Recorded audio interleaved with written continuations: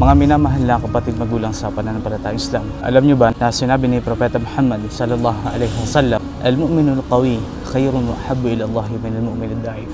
Sinabi niya na ang isang mananampalataya na malakas, ito ay mas mainam at kamahal-mahal kay Allah subhanahu wa ta'ala kaysa sa isang alipin na mahina. Mga minamahal na kapatid magulang sa pananampalatayang Islam, nawa ay magkaroon tayo ng malakas na pangangatawan. At hindi lang ito basta malakas na pangangatawan ang tinutukoy dito, bagkus ito ay sa lahat ng aspeto ng pamumuhay natin. Naanyayahan tayo ng relihiyong Islam na maging malakas, maging masigasig, maging mapagpapunyagi lagi sa mga bagay na ginagawa natin.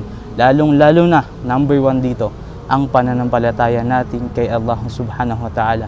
Ito ay malaki at mahalagang paalala para sa ating mga minamahal na kapatid.